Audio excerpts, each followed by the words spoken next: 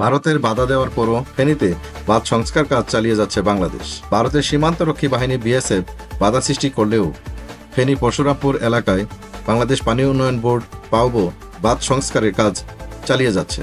স্থানীয় জনগণের অভিযোগ, বিএসএফ বাঁধ নির্মাণে বাধা দেওয়ার পাশাপাশি স্থানীয় বাসিন্দাদের হুমকি দিয়েছে। 2024 সালের বর্ষা মৌসুমে ভারতের ত্রিপুরার বিলোনিয়া শহরের বাঁধ কেটে দেওয়ার কারণে পাহাড়ি ডোলের পানি ফেনী সহ পার্শ্ববর্তী কয়েকটি জেলা প্লাবিত হয়। এতে পরশুরামপুর পৌর এলাকা ও আশপাশের অঞ্চলে স্মরণকালের ভয়াবহ বন্যা দেখা দেয়।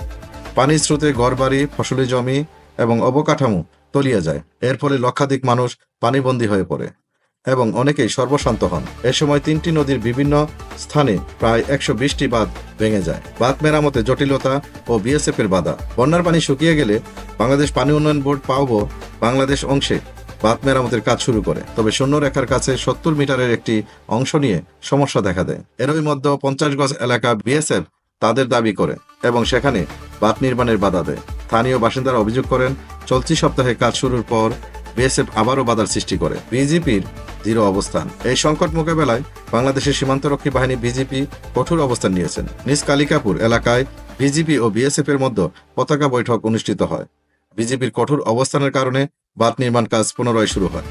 ঠিকাদারি প্রতিষ্ঠানের কর্মীরা জানান, বিজেপি তাদেরকে কাজ চালিয়ে যেতে বলেছে এবং স্থানীয়রা বিজেপির এই দৃঢ় অবস্থানকে স্বাগত জানিয়েছে। স্থানীয়দের উদ্বেগ ও দাবি। স্থানীয় জনগণ ভারতীয় পানি আগ্রাসনের বিরুদ্ধে বাংলাদেশকে রক্ষা করার জন্য দ্রুত বাঁধ পুনর্নির্মাণের দাবি জানিয়েছেন। তারা মনে করেন এই বাঁধ বাংলাদেশকে ভবিষ্যতের বন্যা থেকে সুরক্ষিত করতে গুরুত্বপূর্ণ ভূমিকা রাখবে। তারা সংশ্লিষ্ট কর্তৃপক্ষের প্রতি আহ্বান জানিয়েছেন যেন দ্রুত কাজ সম্পন্ন করা হয় এবং ভবিষ্যতে এমন বিপর্যয় রোধে কার্যকর ব্যবস্থা গ্রহণ করা হয়।